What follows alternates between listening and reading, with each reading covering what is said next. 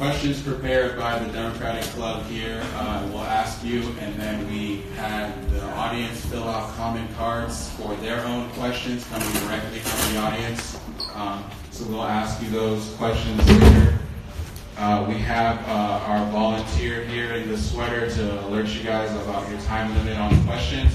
Hopefully that print is large enough so that you guys can see it. And that's how we'll do this moving forward. So without any further ado, let's get to the questions. And the candidates, just for record, the candidates here are on stage alphabetically, and that's how they'll answer the questions. So that's how we're gonna do this panel. So thank you. Do we have a microphone? Yeah. So let's just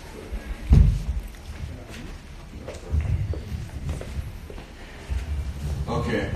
All right. Our first question.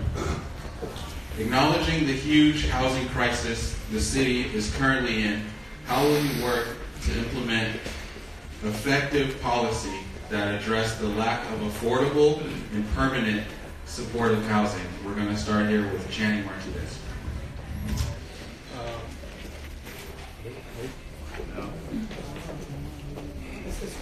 What happened to the 2-minute intro? Thank you guys so much for listening to the technical difficulties. I appreciate that. No, it's a 2-minute closing tomorrow. Just want to acknowledge it. Today's special. I don't know what the format was for today. They never told it to us.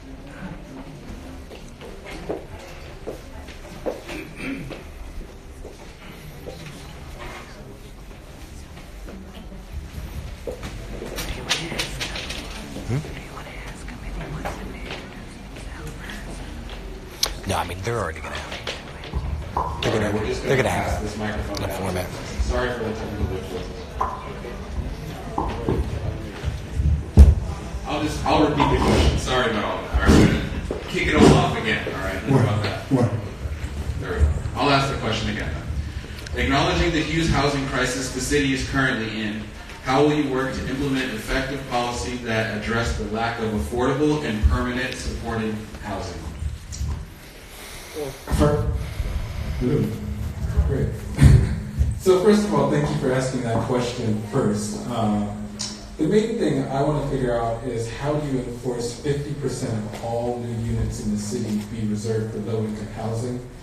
You know, there's a huge homeless population, and many of them have been pushed out because they just can't afford housing. And I think the city makes it extremely easy through different initiatives for developers to make housing that's really expensive. You can see all the new housing developments that are coming up in the Crenshaw area, while frankly the black population in the Crenshaw area is depleted, right? Because we can't afford to live there anymore. And so how do you make it as hard as possible for them to make buildings and units that we cannot afford? All right, thank you. Go ahead, Supervisor, please. Well, thank you very much to the Ethiopian Democratic Club. We appreciate the opportunity to be here. I want to say that housing and homelessness has to be my top priority. At this point in time, the office that I represent produces some 53 affordable housing units every single month. It would be my intention to translate that to the work of the 10th Council District. The point that I wish to make, over the arc of my career, we have built literally hundreds, nearly thousands of units. It is based on the fundamental principle that housing has to be established as a right in a democratic society, and to the extent that that is the case, no one, I want to say again, no one should be homeless and would be tolerated. It's a matter of people living on the streets. It's unsafe, it's unhealthy, it's undignified, and we have to work very hard to make sure that that isn't the case. And affordable housing is then the answer to that question. Again, I want to thank the Democratic Club for inviting me here today. And you know, the young lady said earlier about being proactive. It's obvious that the proactive process was not adhere to, or we wouldn't be in the situation that we're in today. Homelessness is a human right, and that is why I'm a human rights activist as well. Again, the question was, what are we going to do to change that situation? Well, the parameters that we're working in today and the policies is just not going to work. There's going to have to be a change. We have just as many people that are going homeless every day that we're talking about building for homeless as well. So those numbers are not working. So affordable housing is something that is a very urgent and necessary thing to do today. There are many plans that are out there in other countries and cities have been successful, and I think that we need to follow their process, and I have a plan to do that as well. Thank you. It is so very exciting to be here among this community. I live just on the street from here, and I'm so honored to be here sharing my vision for our district. Number one, we are all bearing and paying for our current homelessness crisis. We need to make sure that the Measure HHH funds actually go to where they're needed. We have people here that have tried to criminalize our homeless community. We also have people, it took 3 years to build the first supportive housing unit in Los Angeles. That needs to end, friends. And the same old boys club is not going to get us out of the situation where they got us into. We need to make sure that our homeless community get wraparound services first, that we move the money to where it is most needed. And most of all, housing is a fundamental human right. Not just homeless, everyone should have the right to have housing that is affordable to them. In our district, we make $47,000 a year per household. The new development is not being meant for us. And guess what? A lot of people here are taking money from developers. I am one candidate that is not taking any money from developers because I'm not obeying to them. I'm obeying and I'm willing to represent you. Your time's up. Thank you. Please, Henry, please try to keep within your time limits. Please, we want to be respectful to everybody here. Please, thank you. Thank you, Ethiopian Democratic Club. Thank you, voters of District 10, for being in here, being so engaged and wanting to hear who we all are, why you should be voting for the person you're going to select. There are differences among us. You had someone say they're happy to show that 53 units a month. That's barely 636 in a year. We can do better than that. We must do better than that. We can't be satisfied with the status quo. You're not satisfied with the status quo because it's not getting us the solutions that we want. We need change. You need somebody with experience. I've run a nonprofit, 2 national nonprofits for 15 years as CEO. I know how to get things done, have our staff move, work with the community. That's what needs to be done. Listening to the people. We all know what we want. We want a better LA. We want housing. We want traffic to be better. We want common sense development. We cannot continue to spend $600,000, $700,000 a unit for permanent supportive housing. This is outrageous. Thank you, Grace.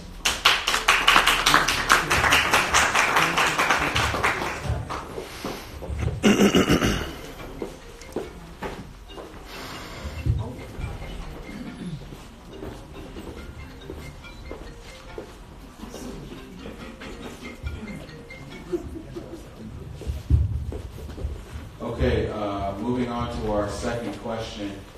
And again, Candace, please try to respect our time. We want to make sure it's fair for everyone, please. Moving on. LA County is the second most oil-producing county in California. And Angelinos living near drill sites live with the constant threat to their health. Please share your plans for providing a safer and cleaner environment for our community.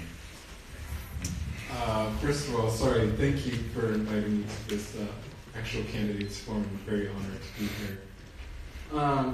I've worked in a civil rights climate justice organization for the last 15 years, and we've been taking on the metro on the bus system, and we've been a part of almost every environmental fight in the country.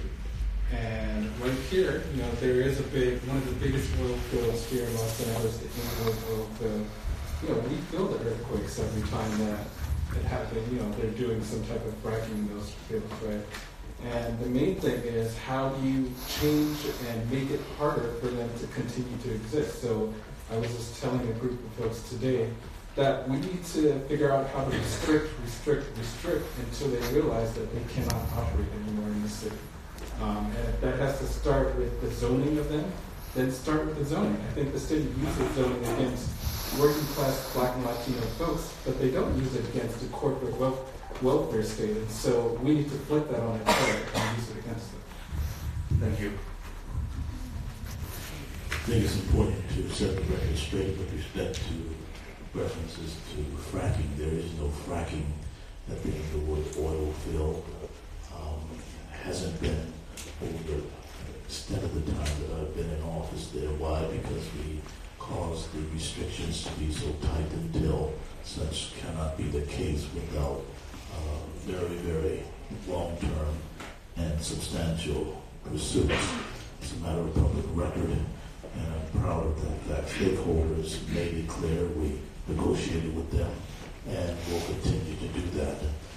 In addition to that, if you look at the Stoneview Nature Center that was adjacent to our oil field, we purchased that as a county of Los Angeles to make more environmentally sensitive recreational opportunities for our families and our communities. And so there are ways to do it. I've done it, know how to do it. And with respect to parks and environmental opportunities and green space and open space, a lot of work to be done in the 10th district, and I'm pleased to have the opportunity to consider how that can be done. I have some specific examples for it. Thank you. On the issue of oil and gas, I once worked for the oil and gas company. Worked right here in Beverly Hills. We did exploratory oil drilling. So I know what fracking is. I know the results of fracking. I know the effects that it caused. And I think the way that you go about addressing it is just talk about the issues of effect on the environment in fracking. And that's something that should continue to go on. The oil companies have plenty of money. They're always going to continue to do what they're doing. But I know when they say that they're not fracking, when they are fracking, I know how to identify it. And that's something, a knowledge that I have that I can continue to bring to the industry. Thank you. My first ever action on climate, I was 11 years old after I learned about the ozone layer and global warming back in the 80s. I am committed to fight for people and for climate change. Enough. We need the bare minimum that we can do is put a 2,500 buffer between people, homes, hospitals, restaurants, and urban oil drilling sites. Just a couple of blocks away from here on Pico, you can see one. Enough. I am committed to bring LA to 100% renewables. I have the support of the Sunrise Movement, who is pushing for a Green New Deal, which I also support. I am the only candidate here that has pledged to take not a single dollar from the fossil fuel industry. And I can show you right now plenty of people in this forum that is taking not only money from the fossil fuel, but also from Republicans. We cannot allow that to happen in our district or in our city because we deserve better. 100% renewables is going to bring economic prosperity. It's going to bring local green jobs. We also need a transportation that is safe, that is reliable, and that is free. Thank you.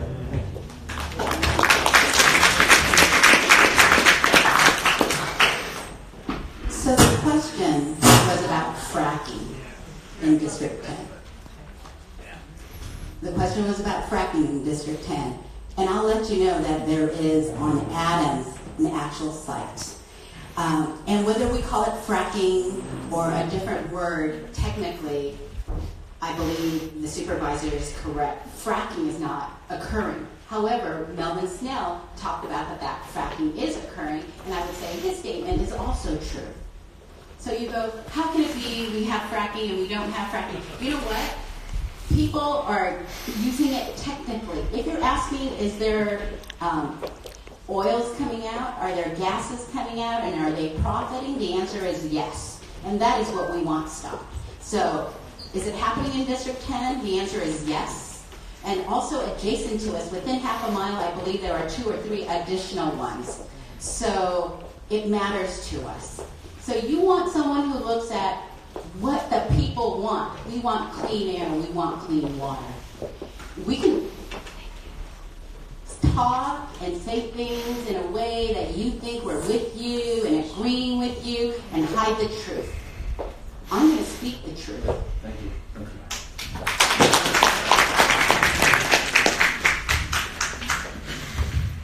All right, so moving on to our next question. There was an article in the Los Angeles Times this week that reported that more than a dozen Los Angeles police officers are being investigated on suspicion of falsifying information from members of the community.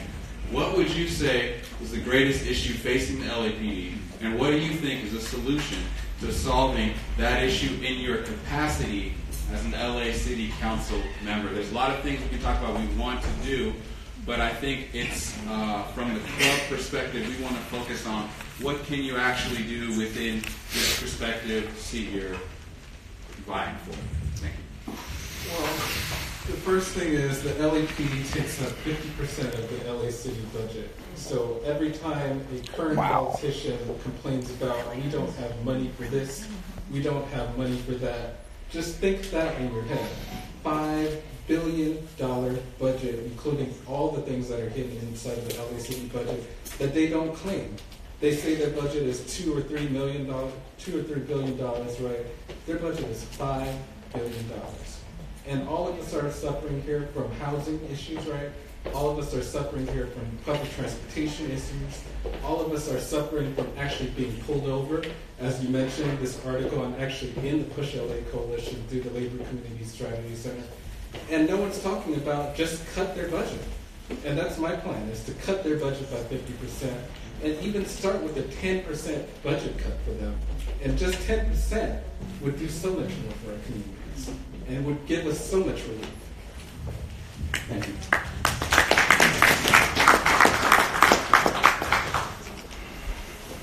For the last 30 plus years, I've been an advocate for police accountability, constitutional police. We began with the killing of Eula May Love.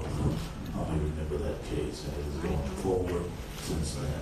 Stood on the front line against Daryl Gates and a whole range of others who thought that it would be better to racially profile and engage in behavior that would demonize and derogate human beings. Well, the fact of the matter is we have oversight of the police commission, and that's partly a result of what happened after the civil unrest. I pushed for that and will continue to push for greater accountability. Fast forward to where we are with the sheriff of the county of Los Angeles. Is a matter of public record. He's a nuisance and a menace, and that's not the standard. Our job is to make sure that LAPD does what it's supposed to do, right by the people of this city, abide by constitutional policing, and adhere to 21st century police practices with oversight that's civilian in nature, with an inspector general, with body cams and all of that. That's what ensures more effective policing, and I'm pleased to be an advocate of it, and I will not turn back on any of that.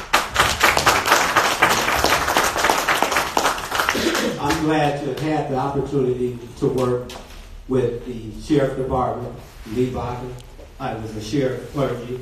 I had an opportunity to see exactly what police officers do. And on the note about the police department, we don't really have to cut the budget. If you look at the numbers to see the lawsuits that the police department had for the officers not doing their job, what we need to do is to go out and retrain the officers. That money is wasted on tremendous lawsuits and payouts. The Los Angeles that paid out to the victims of the affliction from the officers, that money could be used for the community. Let's work smarter and be proactive.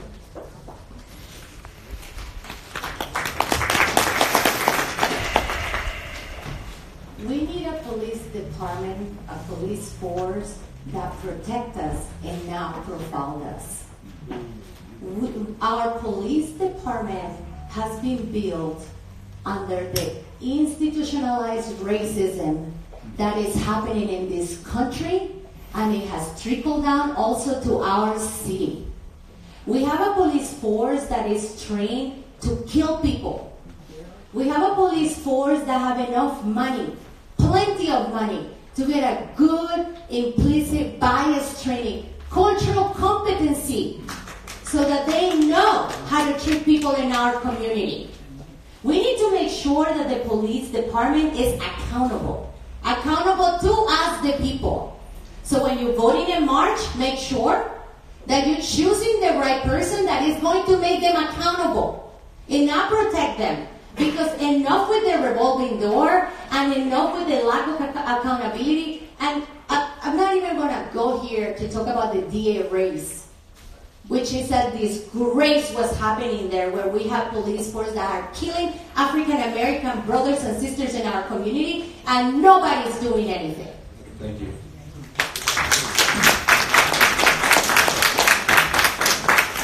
So I believe the question, once again, was about LAPD and how do we, as a city council person, make change that will affect change with the police.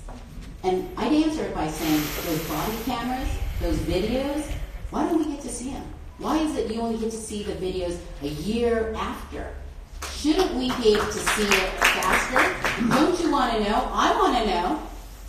And I also think when they have a violent or a shooting, it needs to be seen within, 48 hours. And I want a public defender or an equivalent attorney watching the video along with the police officer who's involved so that we get both sides of the story at the same time. One side should not be allowed to see this before the other. That is how we ensure fairness. I'm about process. I'm about doing things in a way that people will be held accountable, that we can see what is done. Enforcement of the law is so important. Thank you.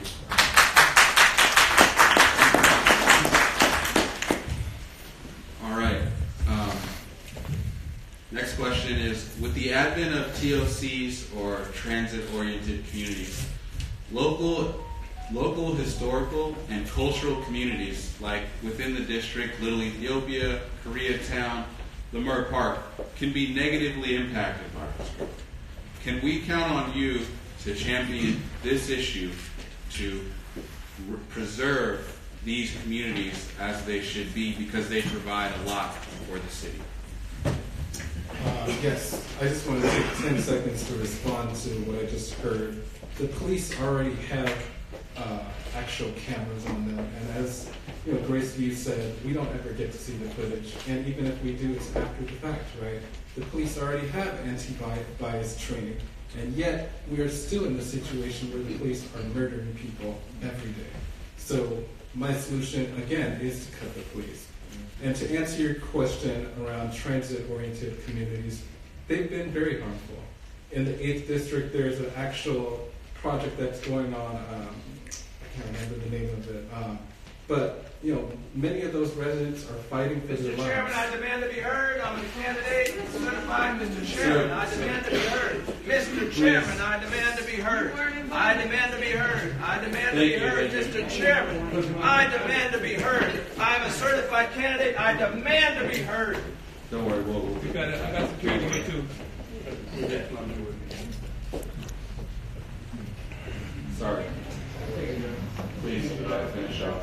Oh, thank you. So in the 8th district, as an example, there is the Project Dorset Village, where there's a huge fight going on, and people are fighting for their lives, and everyone's being evicted, and they're using the guise of transit-oriented communities to evict black folks, right? I'm very worried about the Red Park. A lot of us are leaving, the rents are going up, and we don't know what to do, because many of the people that are elected right now don't represent our needs. Thank you.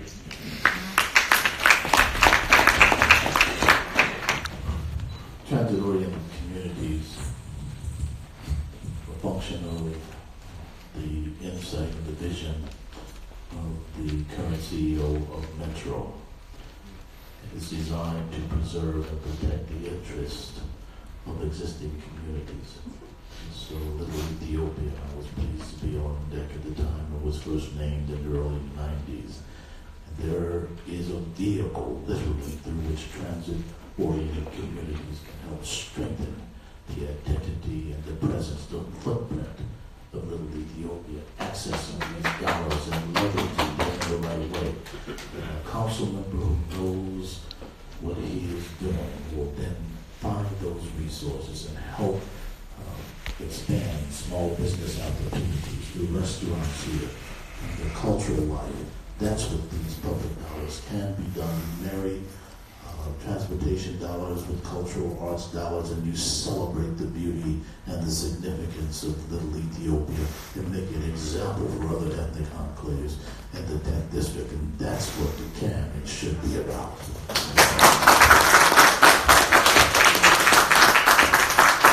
I've been around in the community here for a long time. In fact, my first job was right there across the street in a Jewish bakery by a Jewish family. It's called Michael's Bakery. At that time, this community was basically all Jewish. But what happened was the older people in the community had been here and thrived for a long time. They grew old, and the community changed. I understand, unless you be proactive and set in place to be able to reserve and preserve your community, like me and my wife, that are in a family home for over 60 years that's been passed down. Unless you educate people and prepare to be able, for the future, to hold on to what it is that you have, it's inevitable that it's going to change. So again, education, education, education. Thank you. So I served at the Wilshire Center Koreatown Neighborhood Council, where I fought for against luxury development in Koreatown and in the vicinity here in our district. To answer your question, yes, I will stand with this community and all the other communities like West Adams and other historic places that make our community diverse and beautiful. I oppose SB 50 because TLC communities have become a synonym for gentrification. And we can't allow that. We already stretched so thin. We need to make sure that we protect seniors. We need to make sure that we protect low-income communities. And we need to make sure that whoever we vote for in March is somebody that is going to stay here and fight for us. And it's not going to just use this office as a stepping stone for something bigger, for higher office. But they're going to stay, they're going to fight, because we have a big fight from the state level to the local level. Because we have them at...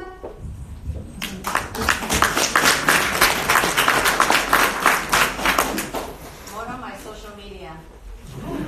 SB 50 is something I opposed and went to Sacramento to tell them straight, because it doesn't do right by the people. TOCs is another sham put out by politicians, making it sound great. Isn't it wonderful if we have everybody using Metro? But you know the ridership has declined. So how do we get people to get back on? Well, I propose that we have free fares for seniors and people with disabilities as a start, so that we can increase ridership. TOCs doesn't do what we want it to do. All it does displace these older apartments are gone, and the lower rents are gone, and new luxury developments go up. So they are smart enough, the people who write these laws, to make it sound like it's good, like it's for us. But it's not. I'm a renter. I get it. It isn't helping. Thank you.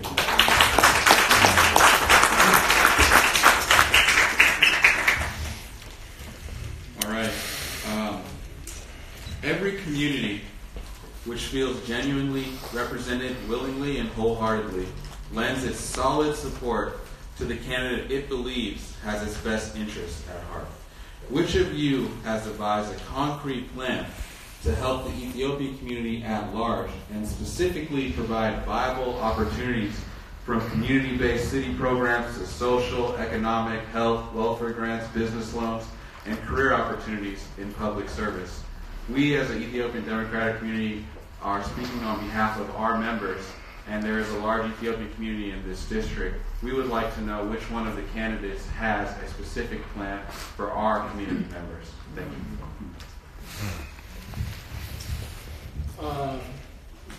Well, I have to be very honest. I don't have a plan yet, but I have been working with the curriculum and Belizean community, of which I'm Belizean curriculum, and we're looking at your model as a very successful model where you have a voting block. And there are a bunch of groups that are talking about how do you get voting blocks for different cultures within the city. So that said, I would be open to listen to what your plan is and to figure out how to help as much as possible. I think that you're living in a city that really does still suffer from a lot of segregation, where the west side is mostly white and our side is mostly Black, Latino, African, Pan-African, Asian American. And in many ways, sometimes the city really does forget about us.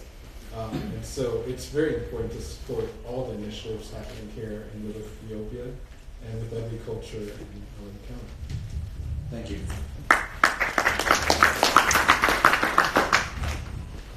The way I propose proceeding is through a collaboration between the office that I intend to hold and the interests, the stakeholders in the Little Ethiopia community. The fact that I'm no stranger to this environment, was here when it was moved to the city council for adoption and naming. Been here on any number of occasions and doing the work along this corridor suggests that I'm ready, willing, and able to build with this community. And it has implications for small business development, setting those goals and finding those resources in the city and the county to communities just like this, speaking the language of procurement, speaking the language of public safety, tackling the issues of housing. These are the components, as well as homeless. These are the components that make sure that there's an elevation of the quality of life. And I want to hasten to say, the MTA is the new CRA. It means resources.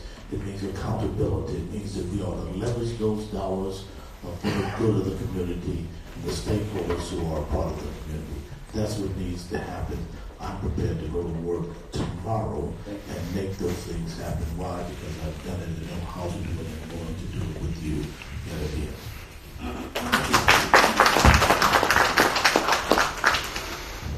I propose to work with all businesses. And how you go about doing that is infusing monies and cash into the community. The model that the Ethiopians have used here in the community collectively need to collaborate with other communities to give them the opportunity to do the same thing. We have other cultures, we have other races who have tried to build the community is similar to the model that you have here. So working, educating, incubators, this is a collective incubator what you guys have done here. And I think that what we should do is to give everyone the opportunity to do the same that you guys have been so successful just doing here. And I would advocate for small businesses. Thank you.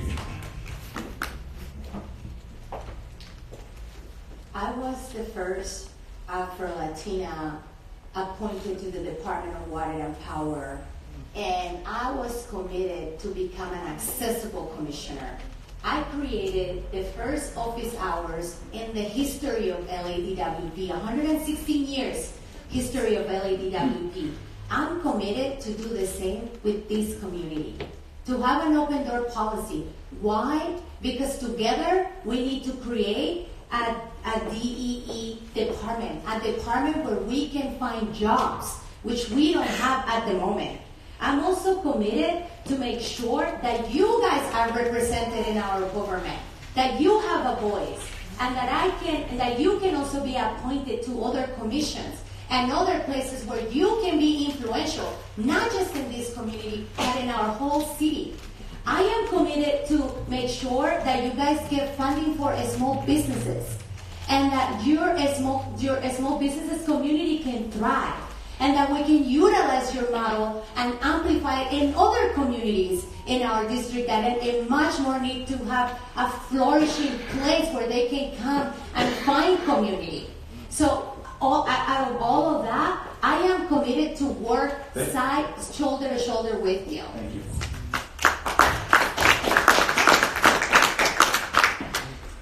It has been my distinct pleasure to have become an American citizen at the age of 9.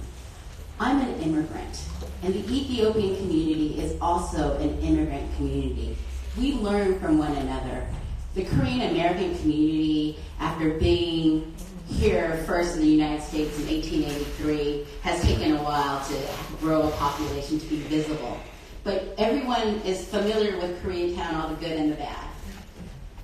I've been someone who's worked with community members of the Cambodian community, the Hmong community, the Little Bangladesh community. We work together. I learned from the NBA, the National Bar Association. What I've learned is through the African American attorneys who came before me. We have a history of helping one another. So I would choose to spend my time teaching new immigrants how to mainstream into American society, how we all engage and see the history that unites us so that we can all achieve together. Thank you. All right, so this will be the last question from the club, and then we'll get to the audience questions that were filled out on the cards beforehand. City services such as trash collection, street sweeping, cleaning, and fixing potholes are critical to maintaining safe and healthy environments. In commercial corridors, and local business owners have repeatedly requested services through the 311 app that the LA City provides, but have been unsuccessful in receiving these basic services. How will you ensure that the city services will be delivered to the business owners and the constituents who would just like these basic city services to be provided to them, which the city maintains that it will? We're looking for a way and a concrete answer from you guys to let us know how we can be sure these services are going to be taken care of. Thank you. Well, thank you, because I'm the actual facility manager at Strategy and I am always calling 311, and I'm always waiting for months and months and months for them to get something done. I agree, it is an extreme struggle. My main goal is to hire more people. Cut the LAPD budget and just hire more people and send them out there the same day. It makes no sense. For a city with $10 billion, and you can't maintain your city, but you can pay to criminalize the people inside of your city, right? You can pay to actually have fossil fuels, pumping oil in your city, but you're not prioritizing your people. So just hire more people and send them out the same day. Thank you. I enjoy the history of top-flight staff who are expert in the delivery of city and county services. And when I was at the state, we delivered there. So we know how to do this. And we do it not by just simply calling, but we go before the Board of Public Works and the street lighting component their street services. And we say to them what needs to be done. And you know what else we do? We meet them on Pico and Fairfax and say, how long does this pothole really need to be here? We deal with engineering and try to fill with the sinkholes. So these are specific, concrete ways to do it on site. Visible, your council in the community, holding the department heads accountable for doing what they need to do. And you know what? They'll do it. It's accountability, it's attention to it, it's the detail that needs to happen. Done it, and know that's the only real way to do it. And then you post the information on the website. The number of miles paved, the number of trees trimmed, all of that. It's basic city services, and you deserve no less. Thank you. To give you an honest answer to that question, not being a career politician, I couldn't tell you exactly how that would be done. I would have to have an opportunity to be able to fact find and find out exactly what's happening to be able to correct it. I also have been a black club captain for 20 years, calling for pothole lights to no end. So at this point in time, I would not tell you something that I really didn't know what the answer was going to be. But one thing that I can tell you, it needs to be a change. And if I hold that office, I will strive to make that change. Thank you. We need to make sure that our city services and our city is working for us and not against us. The same old boys club that got us into this problem is not going to resolve these issues. We have elected officials here that have done nothing. We are asking this question because nothing has been done. What I want to see is accountability. What I want to see is the ending of the revolving door, and also stopping the bureaucrats from taking all the funding and not trickle anything down to services that we need. I am committed to hold city services accountable.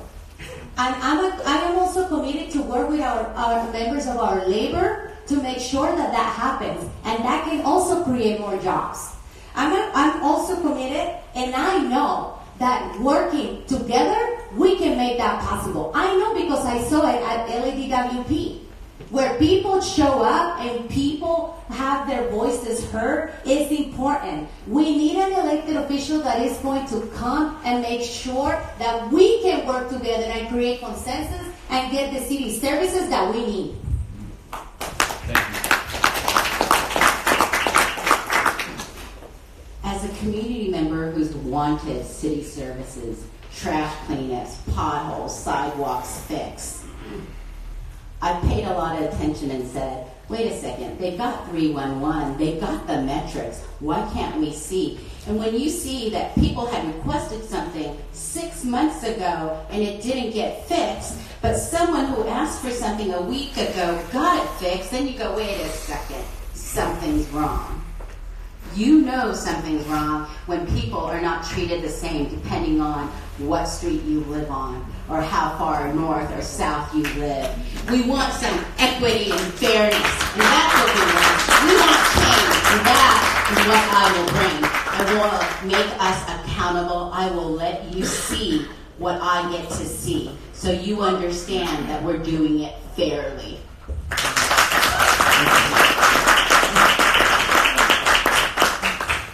So, moving on to the questions provided by you guys here today.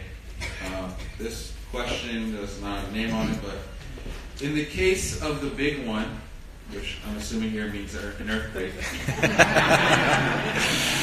what can you do in office to assure water and electricity can be returned to working order before the predicted 6-month timeline? Do you have any plan for this, and what will you do to make sure that we all are ready? A lot of people here understand the importance of some very devastating earthquake that may come, but what's your role, and how can you help in making sure that everyone will be prepared for what seems to be like an inevitable event? Well, thank you.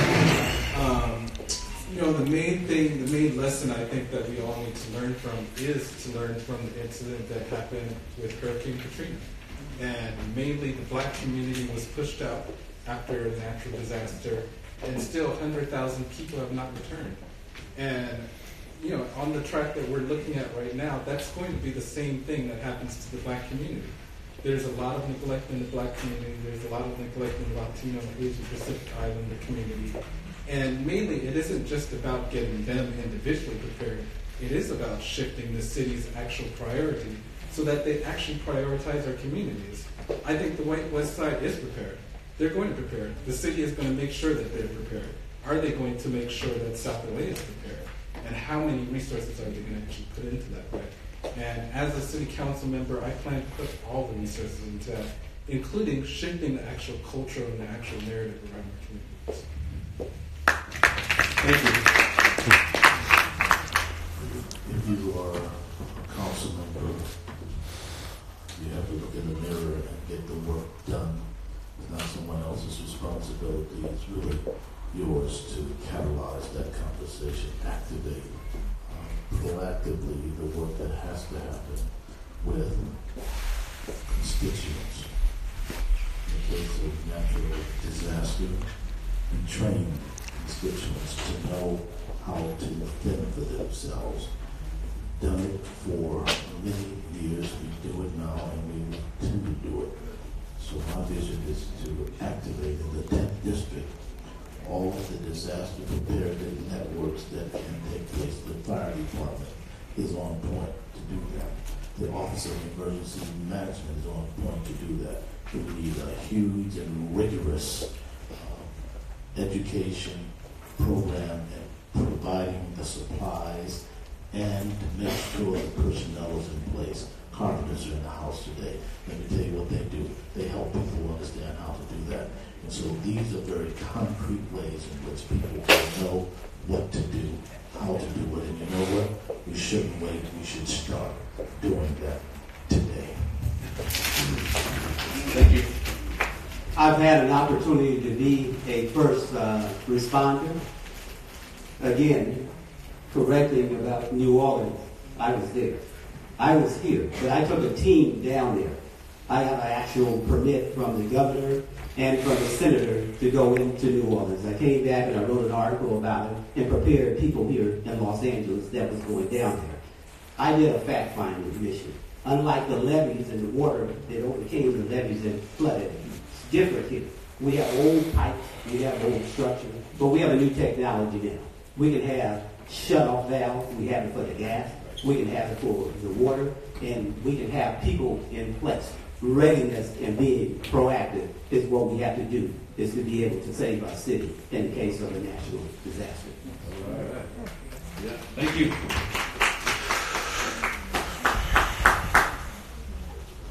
We will be hit by an earthquake. We will see more fires. We will see more storms coming.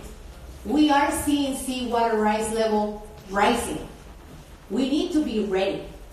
What I propose is, as we get LA to 100% renewables, our communities get benefited first. How?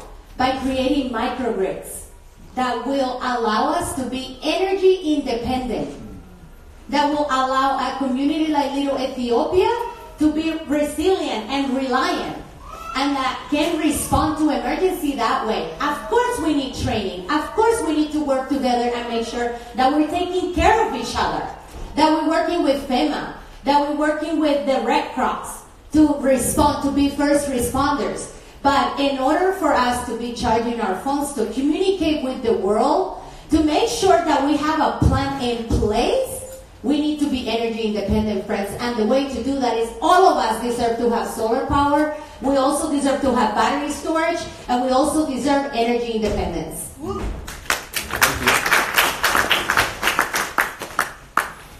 I'm a practical person. I think if we're going to be prepared for the big one, let's do a practice run. Let's call an emergency. Everyone, emergency. I would do that. That way we know how everybody's going to respond. We're like, what? We didn't have those controls in place? We didn't know that? Yes, we can prepare by having water and food in certain sections, a microgrid idea, but you've got to have players understanding that we need action now. What are we going to do? How are we going to play this out? Preparation is always the key to success. And if we do this like we do at school, fire drills, earthquake drills, we need to do a citywide emergency drill. That way we know, oh my gosh, you were supposed to shut this off, that happened, didn't happen. Look, I grew up as a little kid on the EEOC level of City Hall. This is where all the emergency disasters are shown on a huge wall like this. And that is how the city is planning. The city has planned, but if you have not ever executed this plan, no one else knows. Thank you.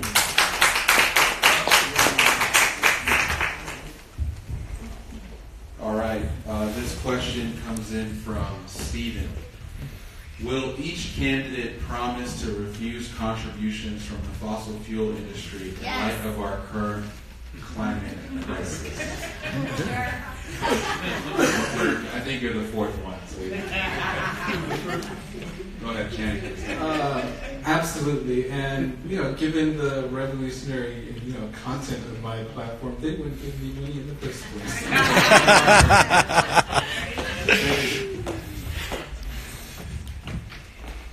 My fundraising is broad, it's deep, it's diverse. My voting record is 97% to the California League of Conservation voters, 6% my Sierra Club. My record speaks on these environmental issues.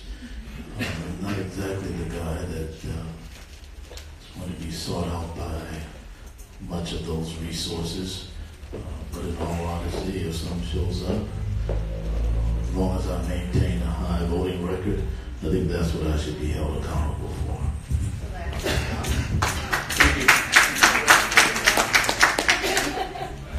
I have not and will not. See how easy it was? So the very first action that I took when I decided to run for office was to sign the pledge to not take any fossil fuel money. I think it's important in a city where we have the most urban old dream in the state.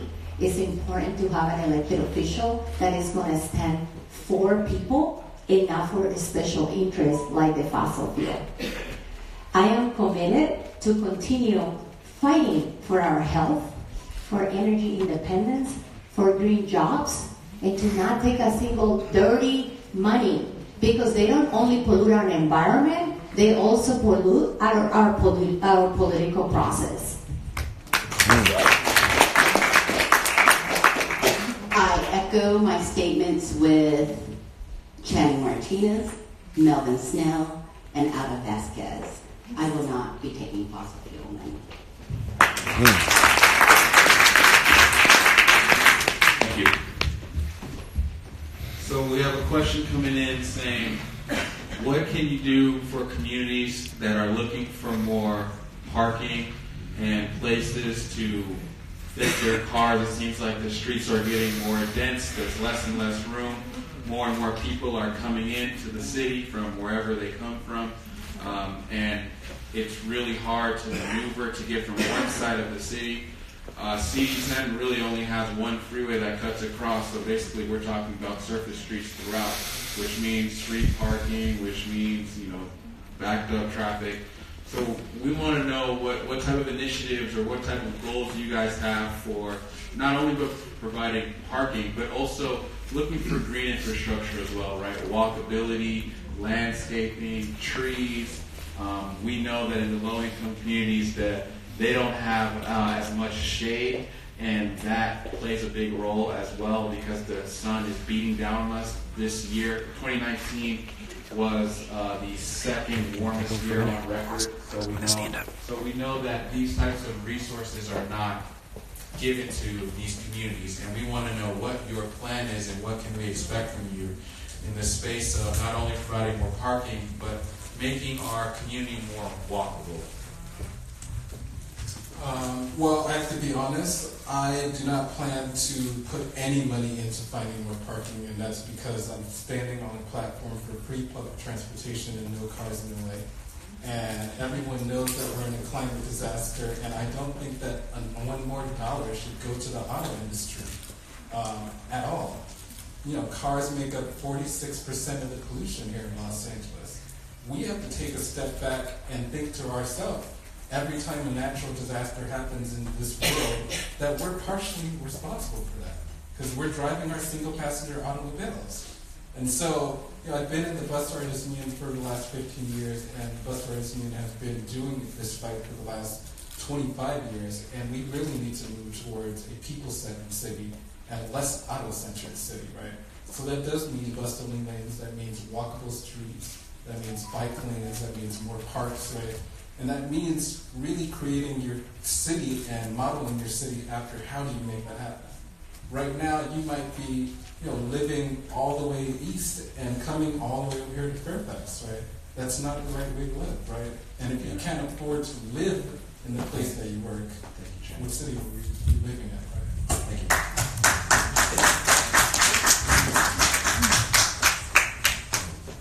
Pedestrian-oriented communities has to be the focus of the work we do in the 10th district.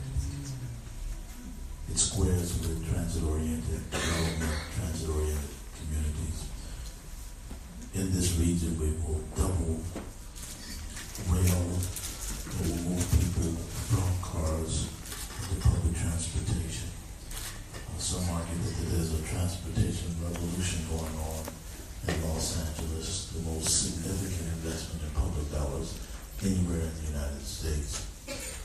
There has to be the greening of the environment with respect to highest and best uses that relate to parks and other open space options. That's what we can and should be doing. Direct your attention to Park to Playa, 13.5 miles from Baldwin Hills to the beach. That's a project that I initiated and will be completed this year. We can do more things like that. We can. It's about innovation, it's about determination, it's about commitment to a higher standard of living. And the fundamental challenge for a council member, you want to know what a council member really does? Thank you. He or she works on land use issues. This is land use. Thank you. When I see a challenge, I challenge it. So what I did was I went out and I became a climate change, energy, sustainable person in the industry. I'm certified. I can put solar together. I can train individuals how to be sustainable. I also know how to do aquaponics. My wife and our family, we have a ranch. In our ranch, we have a well. We have solar. We are totally off the grid. To solve the parking problem in Los Angeles, you can scratch your head all day long. You're not going to be able to figure it out until you build some type of subterranean parking, or as well that you can build overhead rails that run by solar. Thank you. So, parking issues is something that I actually learned as I was heading the land use committee at the Busher Center Koreatown Neighborhood Council.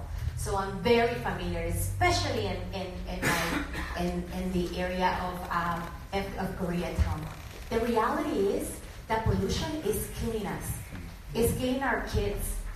We need to make sure that we have a robust public transit that is safe. As a person that takes public transportation, I'm worried for my life taking public transit. We needed to make it safe, we needed to make it reliable, and we needed to make it free. I also created, as a commissioner for the Department of Water and Power, I pushed for a rebate for used electrical vehicle cars, because a lot of us cannot afford to buy a new EV car.